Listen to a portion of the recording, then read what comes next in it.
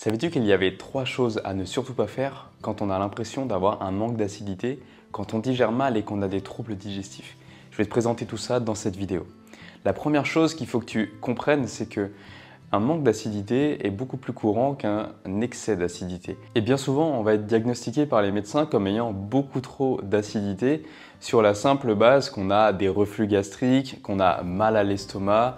Donc tous les symptômes qui laisseraient penser qu'on a beaucoup trop d'acidité, de l'acide qui remonte dans le tube œsophagien, qui provoque des brûlures, donc ce qu'on appelle ici en Belgique un sentiment de brûlant. Il y a des gens qui disent ça, ou même dans le ventre, on a vraiment l'impression d'avoir l'estomac en feu. La plupart du temps, en fait, ce n'est pas dû à un sur-excès d'acidité, mais plutôt à un manque d'acidité. Parce que manque d'acidité égale plus longtemps pour digérer la nourriture, plus longtemps, donc les aliments restent dans le bol digestif, restent dans l'estomac.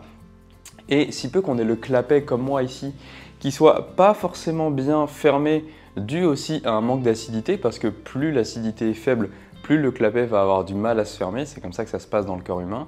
C'est pour ça que l'estomac est acide, et quand il est acide, il dit au clapet de se fermer, ça veut dire qu'il est en pleine digestion, donc il ne faut surtout pas qu'il se rouvre. Mais on peut avoir un petit défaut génétique, on peut avoir un petit défaut morphologique ou un manque d'acidité qui fait que le clapet va rester un tout petit peu ouvert. Et le clapet restant un tout petit peu ouvert, plus si on a mangé et que les aliments ils sont là depuis super longtemps dans le bol alimentaire, on va dire mais qu'est-ce qui se passe? J'ai du brûlant, j'ai des remontées acides comme on dit, et ça me brûle ici, je sens vraiment de l'acidité, des fois même jusque dans la gorge, et c'est une sensation, je pense que tu l'as déjà expérimenté, super désagréable. Alors aujourd'hui je vais te présenter 3 choses que moi j'ai arrêté de faire et qui ont réduit mes symptômes et qui surtout ont réduit tout simplement ma mauvaise condition physique par rapport à la sous-acidité. Parce que ce que je vais te présenter là, c'est 3 choses qui contribuent au fait de continuer à baisser ton acidité, et après c'est un cercle sans fin. Tu as moins d'acide, donc tu vas peut-être faire des choses pour réduire l'acidité dans ton estomac. Ensuite, tu vas avoir encore moins d'acide, donc tu vas mal digérer, peut-être que tu vas moins manger, donc tu vas être en carence, donc tu vas perdre des nutriments, tu vas perdre des micronutriments, des macronutriments. Du coup, ton corps il va être plus faible, donc tu vas avoir encore moins d'acidité. C'est un cercle vicieux. La première chose que moi j'ai arrêté de faire avec un manque d'acidité dans l'estomac, c'est le verre d'eau du matin. Tu as peut-être déjà entendu partout, c'est super important de boire un verre d'eau le matin quand tu viens de te lever, ça vient drainer ton organisme, ça vient le purifier. Ça l'aide à se nettoyer des toxines accumulées et libérées pendant la nuit dans tous les émonctoires, notamment les intestins et les reins. C'est une très bonne chose à faire que de boire un verre d'eau le matin, mais moi je te conseillerais plutôt, si tu veux continuer à boire ton verre d'eau le matin, de le décaler d'au moins une demi-heure. Parce que dès que tu te lèves le matin, si peu que tu aies mal digéré ce qui te restait dans le bol alimentaire juste avant d'aller dormir, que tu as mangé un petit peu tard, etc., boire un verre d'eau le matin, ça vient juste diluer le contenu de ton bol alimentaire. Et donc ça vient faire baisser la concentration en acide et donc en enzymes qui viennent digérer tes aliments. Et donc si tu viens diluer la concentration des enzymes et des acides, tu vas encore mettre plus de temps à digérer. Donc ton estomac il va encore plus se fatiguer, ton organisme aussi, tu vas encore perdre en acidité en ayant dilué ces nutriments. Donc le verre d'eau, tu attends au moins une demi-heure, ou alors tout simplement tu prends un verre d'eau tiède. Tu utilises une bouilloire qui permet, bon, soit elle chauffe jusqu'à 100 degrés et toi tu adaptes en mettant ton doigt dedans pour voir si c'est trop chaud, soit tu le mets jusqu'à 70 degrés. Moi j'ai une bouilloire qui me permet de mettre à 70 degrés. Et ensuite, tu rajoutes un fond d'eau et tu sais que ça va être plus ou moins à 40-50 degrés, donc c'est buvable. Le verre d'eau, ça fait vraiment du bien le matin. Moi, je le sens là, ça coule ici, ça fait vraiment du bien. On se sent réhydraté, mais si tu manques d'acidité, évite-le.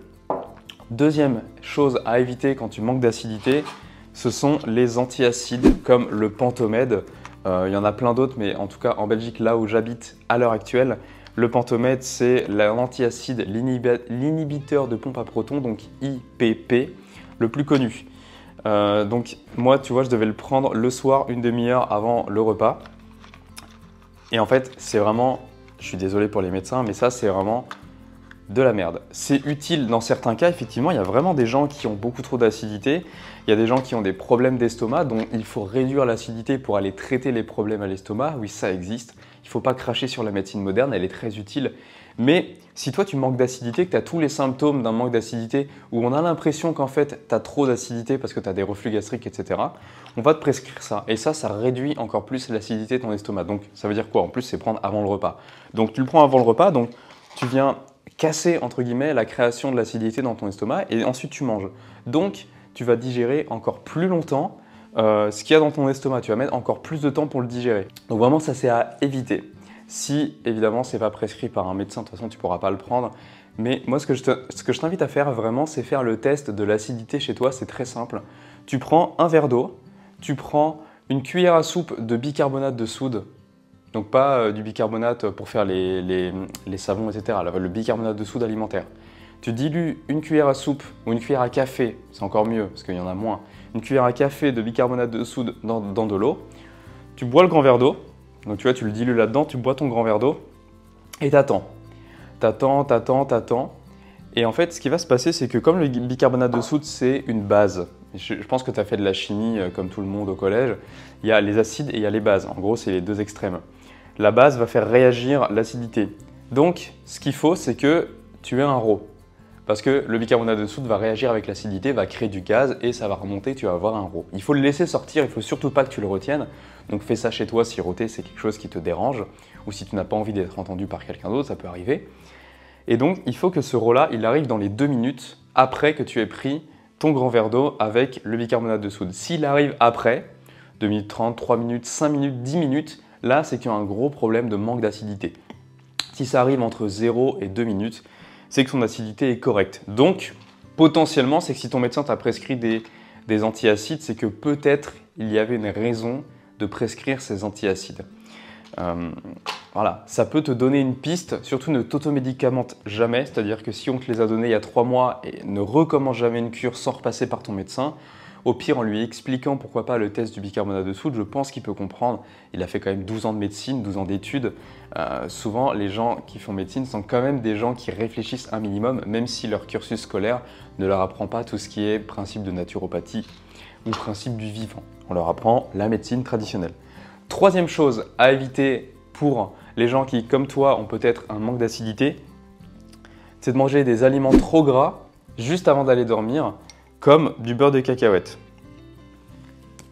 Pourquoi éviter de manger du beurre de cacahuète ou des aliments trop gras? En fait, n'importe quel aliment, mais surtout les aliments gras, avant d'aller dormir. Alors, les aliments gras, je finis juste ma bouche. Les aliments gras, ça fait partie des aliments... Ah, j'ai pas mâché assez ça. C'est collant le beurre de cacahuète.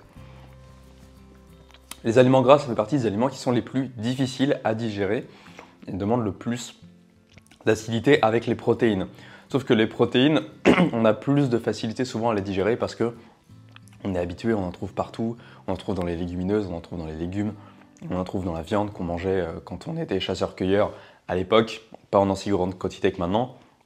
On en trouve dans les œufs, on en trouve dans le fromage végétal évidemment, on en trouve dans les yaourts végétal, dans les yaourts évidemment, on en trouve partout. Le gras, on en trouve un peu moins. On trouve que dans les aliments gras en fait finalement. Et le désavantage du gras, c'est qu'il demande beaucoup d'acidité pour être digéré. Et surtout le beurre de cacahuète, c'est une espèce de pâte, surtout si tu le manges comme ça à la petite cuillère pour te caler parce que tu as peut-être un coup de barre ou tu as un coup émotionnel juste avant d'aller dormir, ça va te tomber dans l'estomac, faire une espèce de boule. Et à cet endroit-là, ton corps va devoir sécréter plus d'acide pour aller le digérer. Sauf que toi, tu manques déjà d'acide. Donc la boule, elle va rester là dans ton estomac, à se faire digérer progressivement, sachant que ça, est très pâteux, donc ça va se coller. Donc c'est pas forcément une bonne chose à faire que de manger ça juste avant d'aller dormir. Même tout court, moi je t'invite à ne pas le consommer avant n'importe quel repas. Je t'invite à ne pas le consommer à la petite cuillère directement comme ça. D'ailleurs, tu vois que c'est quand même quelque chose de gras, que ton corps va avoir du mal à le digérer. Si tu vois d'ailleurs, tu peux faire le test, si tu vois que quand tu vas aux toilettes, pour faire la grosse commission, n'hésite pas à regarder, c'est un geste naturel qu'on devrait tous faire.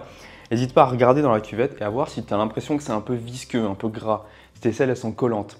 Parce que si tes selles sont collantes et que c'est un peu visqueux, c'est peut-être que tu consommes trop de lipides et trop de gras dans ton alimentation. Voilà, c'est maintenant la fin de cette vidéo. Si elle t'a plu, pense à t'abonner et pense à laisser un gros pouce en l'air et à commenter. Ça permet à cette vidéo d'être propulsée en avant et puis moi, ça m'indique aussi que ça t'intéresse. Il y a encore une grande partie des gens qui regardent les vidéos sans être abonnés.